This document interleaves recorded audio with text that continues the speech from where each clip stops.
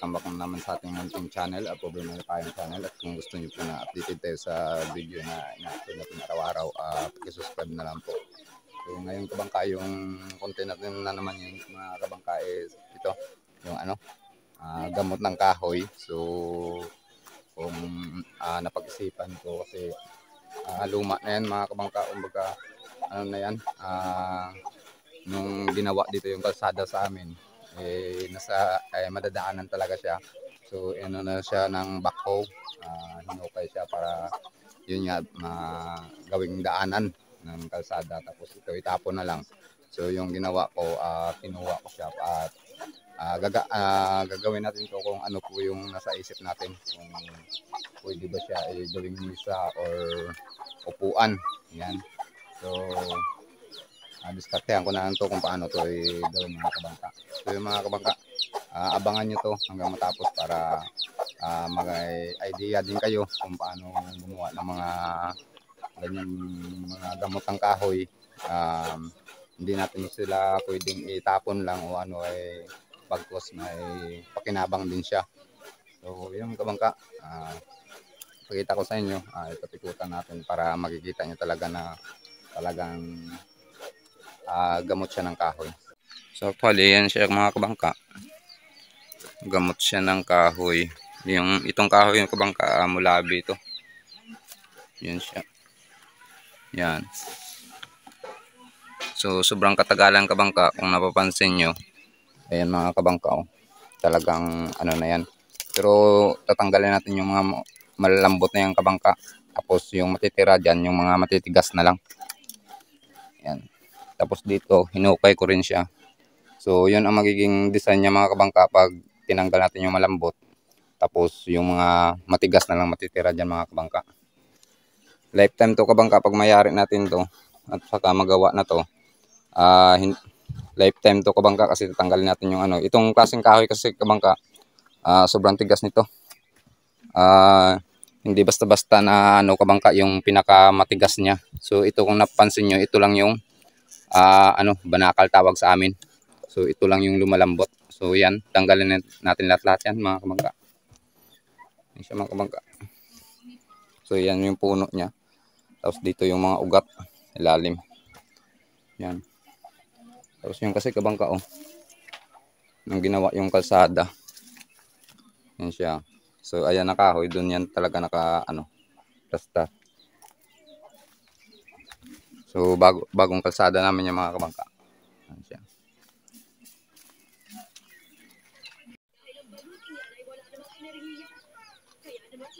Ay, wag yung tanggal ang duyan.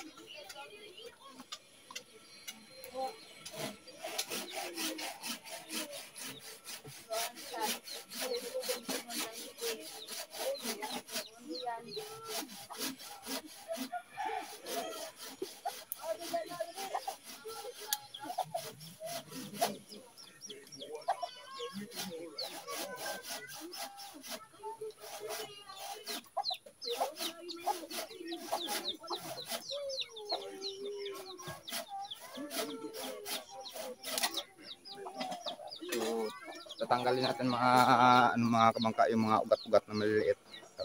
Tatanggalin natin ito.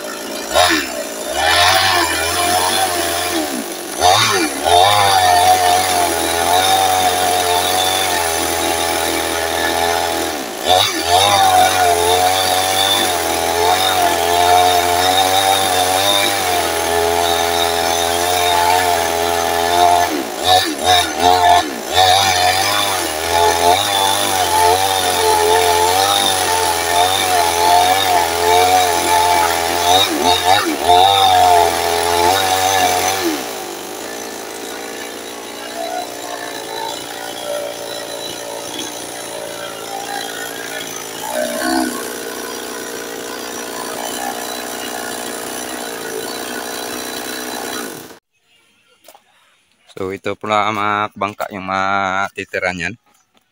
Kung napansin nyo. Ito yung sinasabi ko sa inyo yung pinakamatigas. Kung napansin nyo yan, oh. Yan. So yung mga puti na to, tatanggalin natin to. Tapos yung mga kulay itim na yan, yan na lang yung matitira dyan. Yan, oh. Yan po yung ano dyan, yung tawag sa amin to, yung tugas.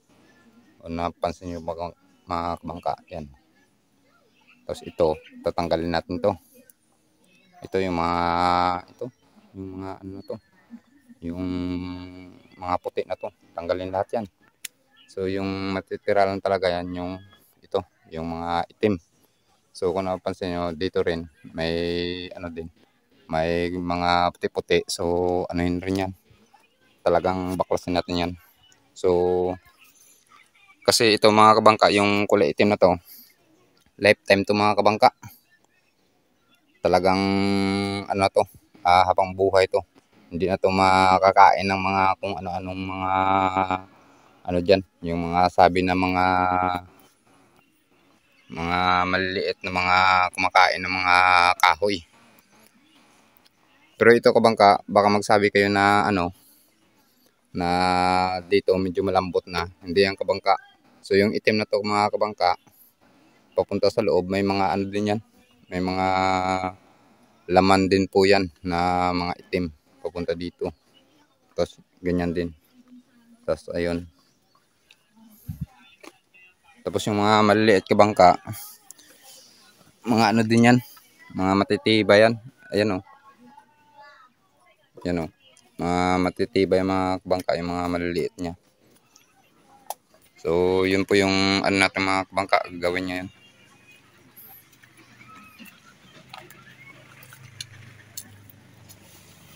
So gawin naman natin itong mga kabangka tutorial.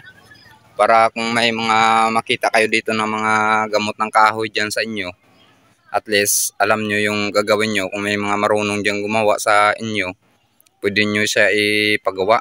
Pag makita nyo yung ano nito, yung kortina o yung style nito, pag makita nyo na kung paano ko gagawin, so may idea na kayo kabangka kung paano natin gawin to. Kaya ipakita ko rin sa inyo to kung paano gawin. Tutorial pa rin to mga kabangka.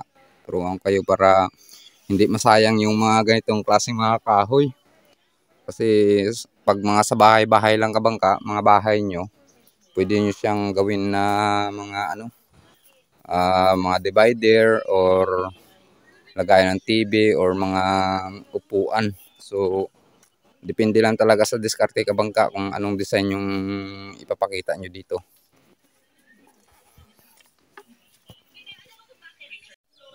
So yun mga kabangka, hanggang dito na lang muna muli yung ano natin, yung update natin sa bagong content natin na tutorial kung paano natin gawin yung mga gamot ng kahoy, mga kahoy na hindi mapakinabangan, na yung iba nakikita ko sa mga kabangka, tinatapon na nila yung mga ano, yung mga kahoy na ano, na mga durable or mga magagandang kahoy. So ginagawa natin ng paraan yan para kung ano po yung ma-design natin sa mga bahay natin, o ano yung gagawin natin na para ikakaganda ng mga ganito, mga gamot na tinatapon lang. So yun, abangan nyo mga kabangka kung paano natin gawin to para may idea din tayo. So yun mga kabangka, maraming salamat. Andiyan kayo lagi na sumusuporta sa Pobreng Malipayong channel. Maraming salamat mga kabangka, and thank you and God bless.